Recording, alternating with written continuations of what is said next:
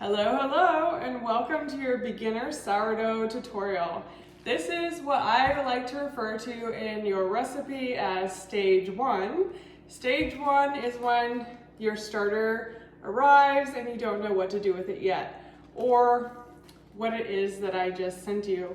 So this is your starter. It should arrive in a little baggie. This is about somewhere in between 2 and 3 ounces of starter, which is plenty of starter. Starter is basically just,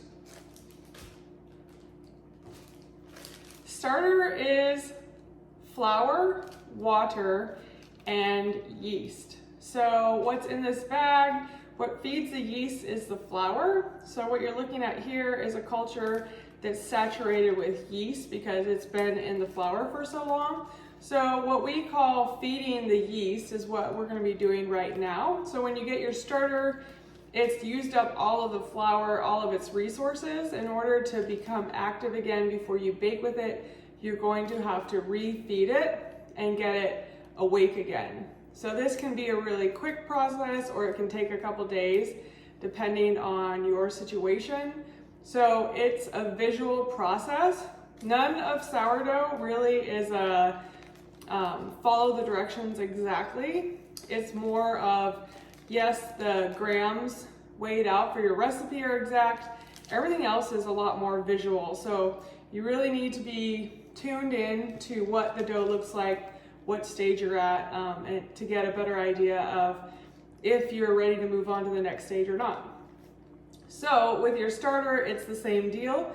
When you go to make your first starter up, so you're going to take what I sent you.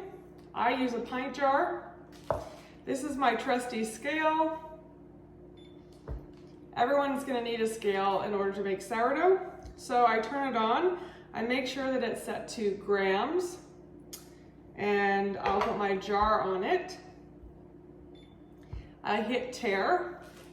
Now what you can do is with the bag, you can turn it inside out and plop it into your jar, which is one way to do it. You could rip open your bag to access it and then scrape it out with a spoon, which I think I'm going to try that method. Okay, so there's that. Let me grab a spoon real quick.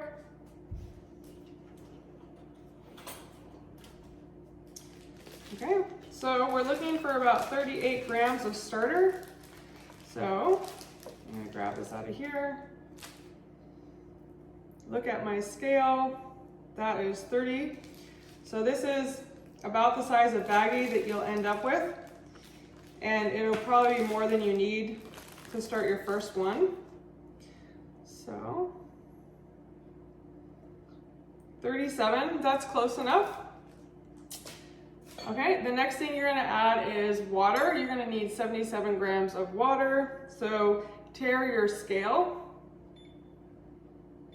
So now it should read 0 grams, and you're looking to add 77 grams of water.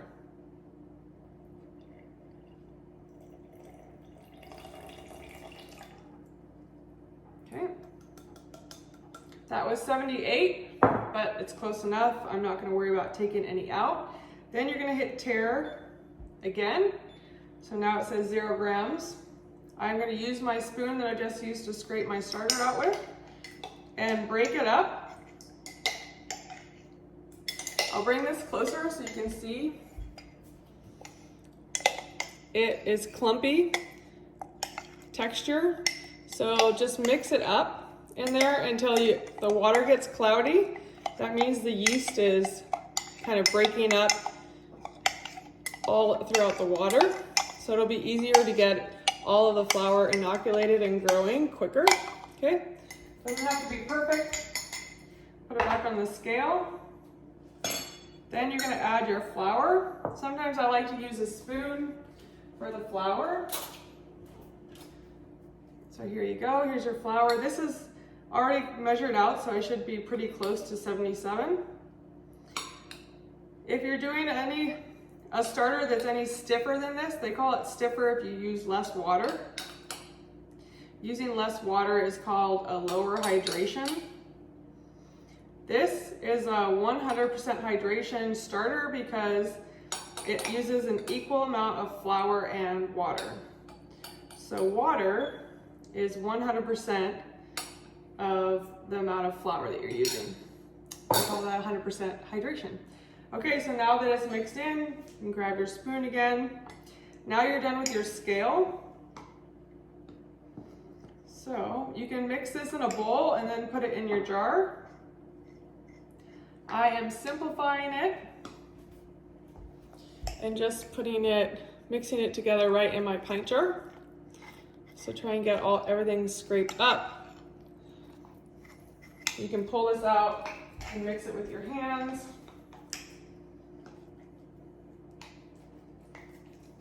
But try and get rid of all the dry flour so your starter can have a complete feed. So mix it up. Okay. Scrape off your spoon. Pat it down in there. Okay. Now I grab a rubber band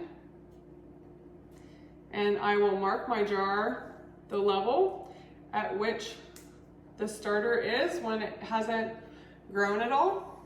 Then I have these plastic caps. I just loosely put that on.